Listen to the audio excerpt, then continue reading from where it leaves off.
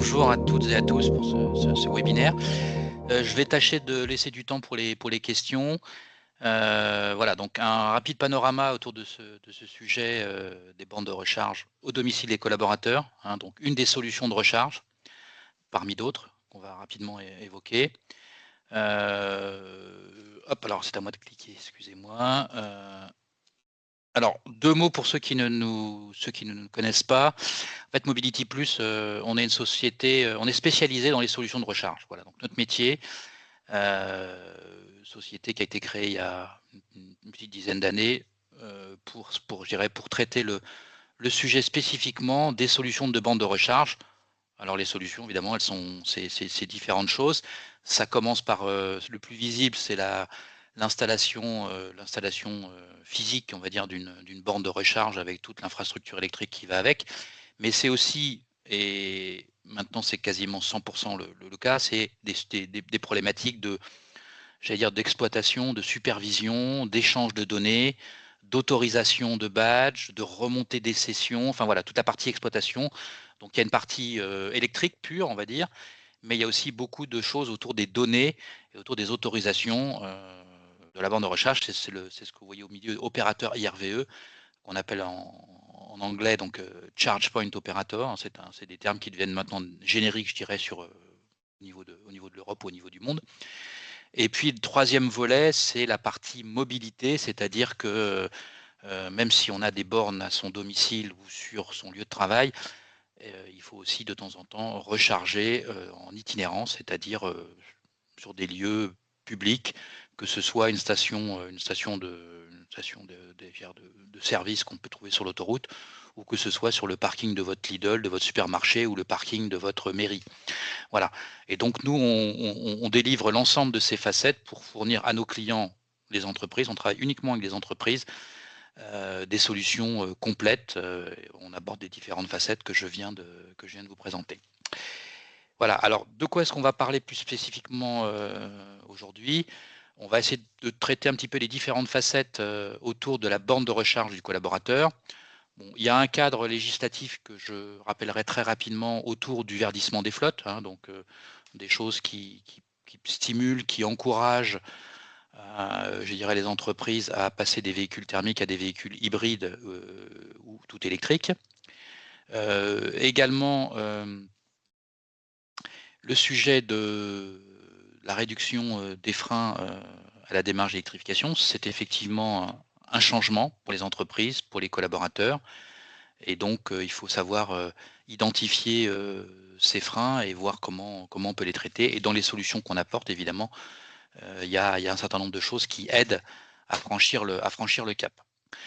La partie économique, donc spécifiquement, je dirais dans ces temps de crise pétrolière, le sujet du coût de la recharge, du coût de l'énergie et l'intérêt de l'électrique sont plus que jamais des sujets qui sont reposés.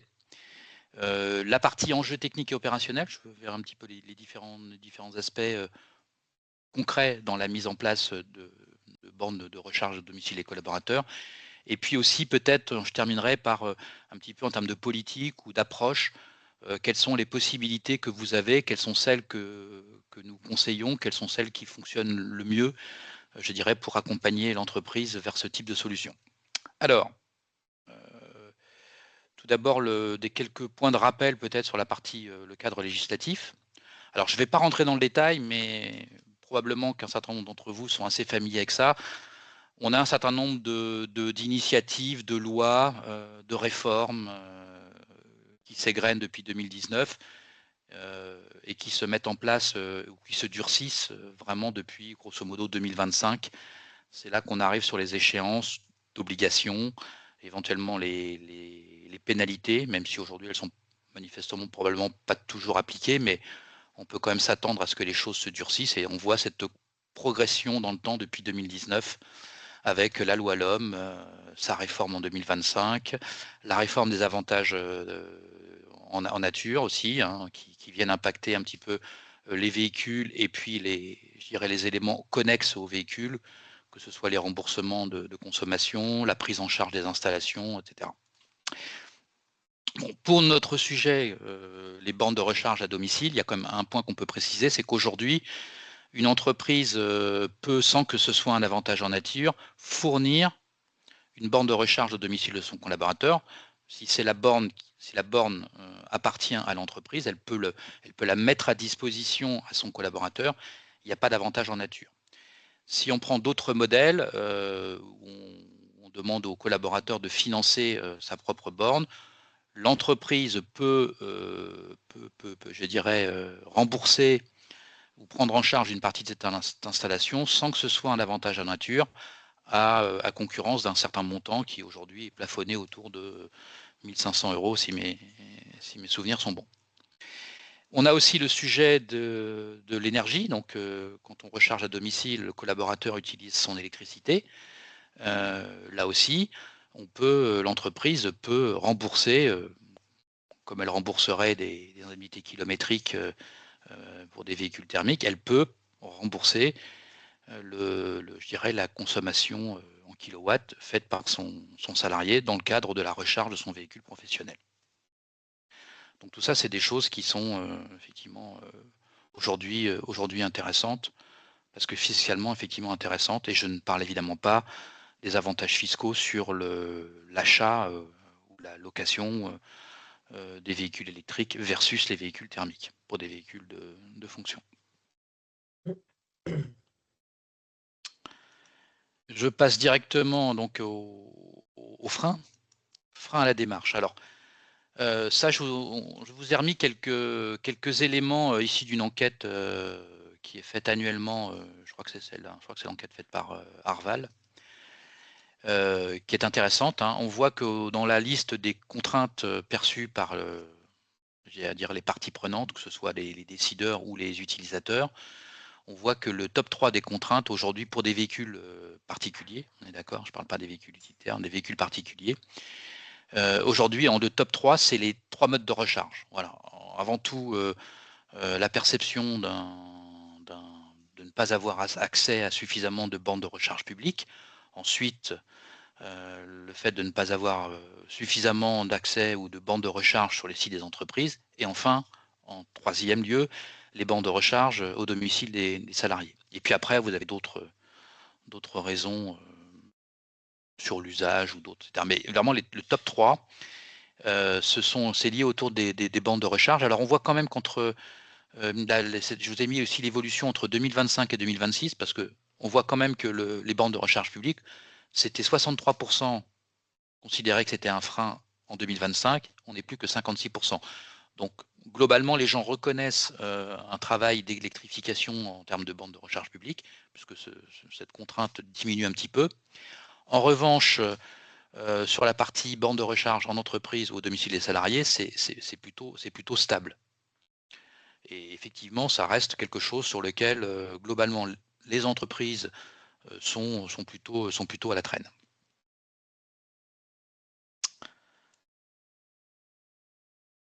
Alors, comment réduire ces freins? Pardon, attendez, qu'est-ce que j'ai fait? Je ne suis pas sur le bon. Normalement, tu es sur le slide de Arval Mobility Observatory sur le sondage. Est-ce que vous voyez le slide 8? Rachel, je suis sur le slide 8? Oui. Ou pas? Ok. Alors, en termes de réduction des freins à la démarche d'électrification, donc on a vu à gauche les contraintes qu'on vient d'évoquer. D'ailleurs, on voyait les suivantes. Bon, dans les suivantes sont citées le prix élevé des véhicules, le nombre trop réduit de modèles, etc. Bon, et qui viennent en très forte diminution par rapport aux trois premiers critères. Alors, en revanche, les motivations aujourd'hui, alors on voit que la motivation principale reste le respect de la politique RSE, l'impact environnemental, et puis l'anticipation par rapport au public, par rapport aux réglementations que j'évoquais avant, avec éventuellement des effets incitatifs, voire dissuasifs quand il s'agit de pénalités. Donc ça, c'est un petit peu les les principales motivations. Après, on a l'image de l'entreprise, le coût total de possession inférieur, donc le TCO. Bon, aujourd'hui, c'est que 26%, hein, mais il y a quand même un certain nombre de personnes qui ont fait des calculs. Et ce calcul, nous, on en est convaincus. Le TCO, surtout avec les éléments législatifs autour, le TCO pour un véhicule de fonction, pour un véhicule électrique, c'est très, très intéressant. Alors, je vois une petite question. Évidemment, le contexte géopolitique change un petit peu la donne, bouscule un petit peu les équilibres économiques. C'est pour ça d'ailleurs qu'on a, proposé d'organiser dans un délai assez court, on a laissé assez peu de temps pour les inscriptions sur ce webinaire, parce qu'effectivement, l'actualité nous rattrape. Nous, on le constate au niveau des appels et des mails. On a beaucoup d'entreprises qui remettent le sujet sur le dessus de la pile, d'entreprises qui étaient en réflexion, qui nous disent, bah là, peut-être qu'on va y aller, on va faire des tests, ou on accélère, etc. Parce qu'effectivement, et je vais vous montrer après quelques simulations économiques que j'ai pu faire. Alors, je vais passer au slide suivant. Pour rappeler la donne, ça c'était ce que l'on montrait il y a quelques mois. Très clairement, par rapport au TCO, quand on veut comparer un petit peu le coût d'utilisation d'un véhicule thermique, diesel par exemple, ou un véhicule électrique, on doit, autant le prix à la pompe, il est à peu près homogène, autant le prix de la recharge, lui, effectivement, est très hétérogène. D'où d'ailleurs des débats un peu biaisés. C'est sûr que si on considère que l'électricité est à 20 centimes à son domicile, ou si on considère que l'électricité est à 70 centimes sur une aire d'autoroute, on n'a pas du tout les mêmes résultats. Le diable est dans les détails. Le vrai calcul, il est d'intégrer ces trois modes de recharge et d'essayer de les pondérer. Effectivement, au domicile, j'ai pris 21 centimes, c'est le tarif réglementé du kilowatt, on va dire standard. Bon, quand on a une borne de recharge à domicile, souvent on va aller sur un tarif heure creuse heure pleine, on peut même descendre à 16 centimes.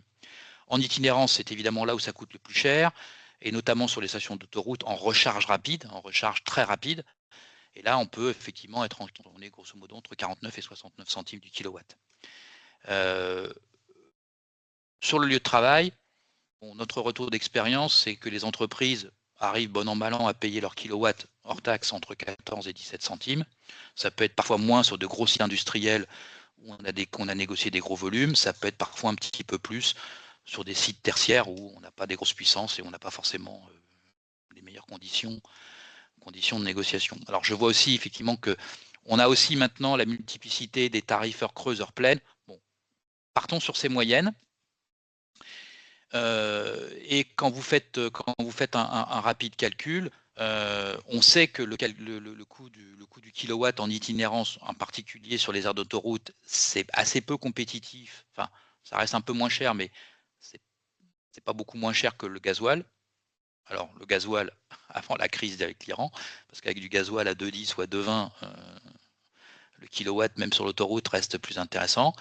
Et puis, par contre, quand on recharge à son domicile, alors c'est là où effectivement on prend la pleine économie avec un kilowatt à 20 centimes. Vous êtes sur 300 km, vous êtes à 8,50 €, mettons. Et en véhicule thermique, vous étiez avant la crise avec l'Iran à 33,60 € en moyenne, mais vous passez maintenant à 43 €. Donc effectivement, il y a quand même de très très grosses économies. Je vous ai fait un autre cas de figure et vous pourriez le refaire de votre côté avec vos usages. J'ai pris un cas d'usage, un véhicule de fonction, un véhicule collaborateur, 25 000 km par an. Et je compare trois scénarios. Le coût d'un véhicule thermique diesel, le coût pour un véhicule électrique sans borne à domicile, et le coût d'un véhicule électrique avec borne à domicile, puisque c'est notre sujet. Le diesel, grosso modo, 6 litres par an, 6 litres pour 100 km. Pour ces 25 000 km par an, ça va vous coûter 3 150 €. J'ai dû prendre un coût du litre à 2,10 €. Pour l'électrique, avec une moyenne de consommation à 20 kW, c'est-à-dire que ça intègre quand même une bonne quote-part d'autoroute. On sait que ça consomme plus un véhicule électrique sur l'autoroute qu'en urbain. Donc 20 kW, on est plutôt sur du trajet voie express autoroute. On est à 1 900 € par an si on n'a pas de borne à domicile. Pourquoi ce coût? En partant du fait qu'on va recharger par exemple à 30% au bureau, 40% en recharge lente itinérance, c'est-à-dire le parking, parking du Lidl, le parking de la commune où on va laisser son véhicule quelques heures, et 30% en recharge rapide type autoroute, où là on est plutôt à 60 centimes.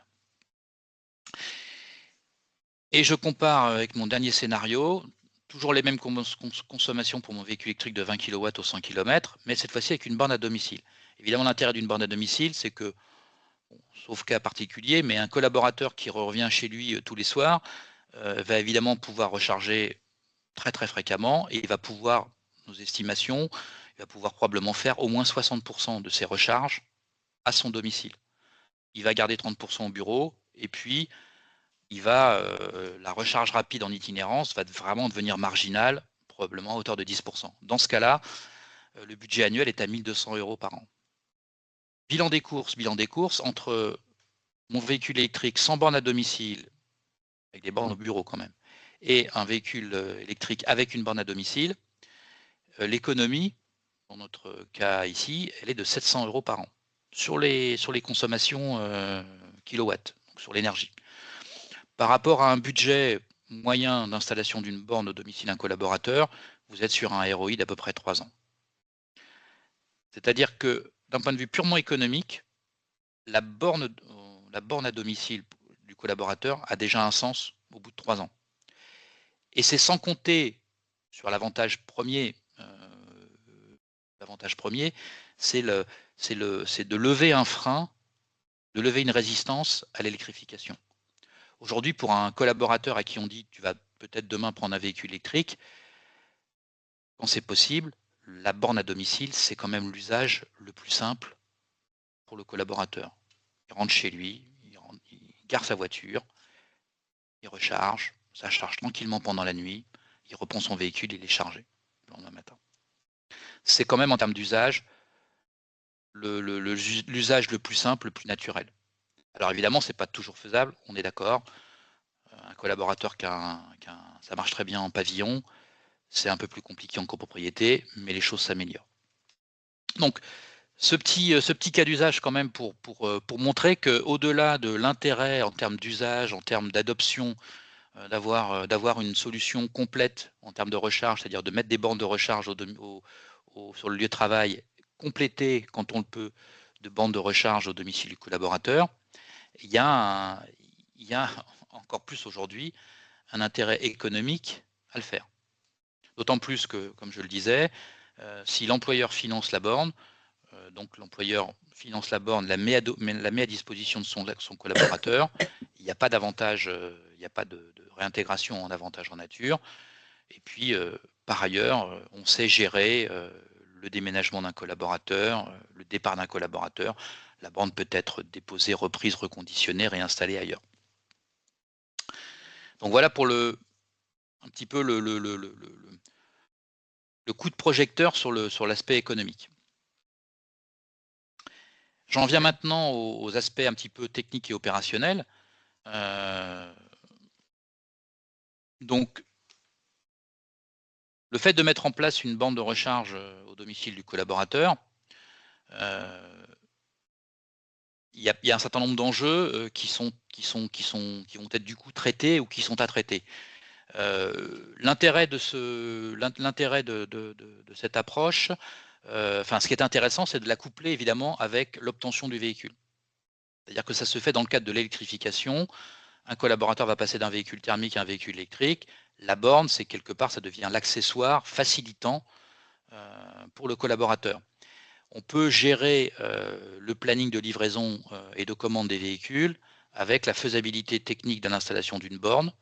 On sait coupler tous ces flux de façon à ce qu'au moment où le véhicule arrive, le collaborateur, il a sa borne, et en amont, on a validé qu'il peut avoir une borne. Et si on ne valide pas qu'il peut avoir une borne à son domicile, éventuellement, on peut se reposer la question de l'intérêt de pas se faire passer ce collaborateur avec un véhicule de fonction électrique. Parce qu'effectivement, ça peut être très vite beaucoup plus compliqué.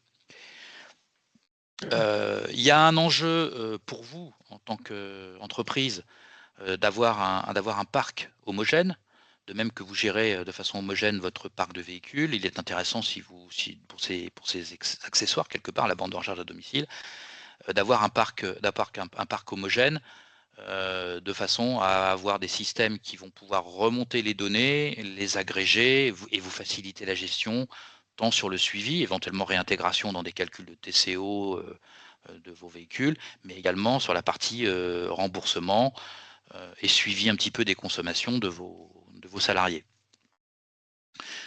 Il y a aussi un enjeu de durabilité. Il est important pour vous d'avoir un parc avec des bornes, j'allais dire, de marques qui sont maintenues sur le marché. Il y a tellement de marques aujourd'hui qu'effectivement, il y a des marques qui apparaissent et qui disparaissent quasiment toutes les semaines. Il est important et effectivement, nous, on est conseil pour vous, je dirais, pour vous permettre de mettre en place des bornes de grands constructeurs sur lesquels on a nous des garanties de durabilité et de qualité. En termes d'équipement aussi, c'est de vous assurer que vous avez des bornes qui sont au standard nécessaire, c'est-à-dire des bornes qui vont mesurer les consommations, pour pas être dans du déclaratif, qui vont effectivement aussi avoir une communication qui vont permettre de remonter automatiquement toutes ces données, de façon à éviter des systèmes de remboursement au forfait, d'éviter de faire du déclaratif sur des fichiers Excel de la part de vos collaborateurs, de façon à automatiser tout ça dans votre gestion. Bon, il y a des enjeux de conformité, bien évidemment, également, parce que toutes les bornes aujourd'hui sont pas conformes. Il y a pas mal de législations qui se sont mises en place et qui se renforcent. Et c'est important d'être je dirais, conforme à tout ça. Bon, il y a des enjeux également de remontée de données pour le remboursement, ça je l'évoquais. Et puis, il y a aussi d'avoir un niveau de service suffisant, puisque cet accessoire, c'est aussi ce qui permet à votre collaborateur d'avoir un véhicule chargé et d'exercer son activité professionnelle. Et donc, il faut aussi se poser la question en termes d'exploitation, de façon à éviter les soucis qui pourraient conduire un collaborateur à ce que son véhicule n'est pas chargé ou ça marche mal, etc. Donc,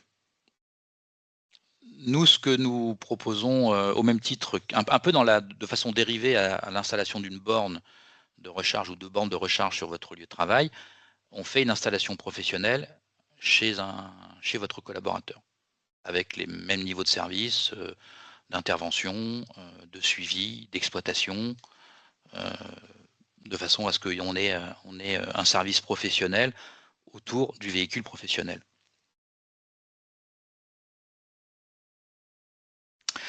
Alors peut-être dernier volet, quelle politique adopter dans votre entreprise?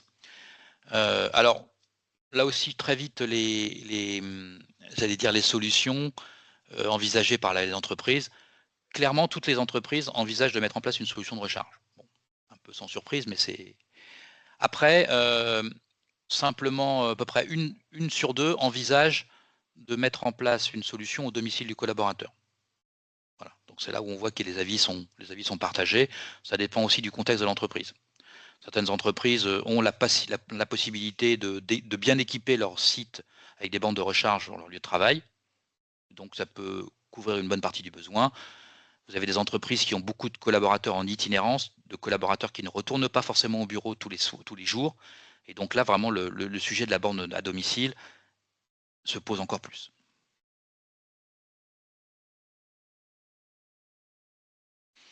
En termes de financement, alors la grande question, c'est, nous, entreprises, à supposer qu'on reconnaisse qu'il y a un intérêt à mettre en place des bornes de recharge au domicile du collaborateur, c'est quel modèle économique? Quel modèle économique? On voit différentes solutions. Ça va d'entreprises qui disent moi je finance rien, ou des entreprises qui disent moi je laisse le collaborateur acheter sa borne et je lui finance quelque chose. Et puis et ça, nous on l'a beaucoup vu en Belgique, notre maison mère est en Belgique. On a installé à peu près, je pense 12 ou 13 000 bornes au domicile de collaborateurs de grandes entreprises. Eux ont fait le retour d'expérience, c'est que voilà, ils définissent un package, ils le financent, le collaborateur paye un reliquat s'il veut une installation plus, un peu comme des options sur un véhicule de fonction. Mais l'entreprise, elle a la main sur ce service, elle sait quel niveau de service elle donne à son collaborateur, et puis et donc elle finance une installation bien définie, avec des conditions de service et d'exploitation bien définies. Nous, les deux solutions qu'on préconise, c'est que la borne, c'est un accessoire du véhicule de fonction. Voilà, si l'entreprise finance un véhicule de fonction, pour nous, elle doit en tout cas financer ses moyens de recharge à domicile quand c'est possible. Après, jusqu'où aller? Le financement intégral, je pense que c'est ce qui donne le plus de souplesse à l'entreprise, parce que c'est l'entreprise qui fait son choix de borne, qui l'a fait installer. La borne continue à appartenir à l'entreprise. Il n'y a pas d'avantage en nature. Récupérer la TVA, 20%. Donc au final, ça reste j'allais dire, relativement intéressant, comparativement à une solution où vous allez donner une indemnité éventuellement à votre entreprise. Là, vous allez gérer des indemnités. Du coup, le collaborateur en général met ce qu'il veut comme borne. Vous vous retrouvez avec un parc hétérogène. Et là, vous n'avez plus la main sur la remontée des sessions. Vous ne bénéficiez pas de la facilité dans toute cette gestion de remboursement, de suivi des consommations.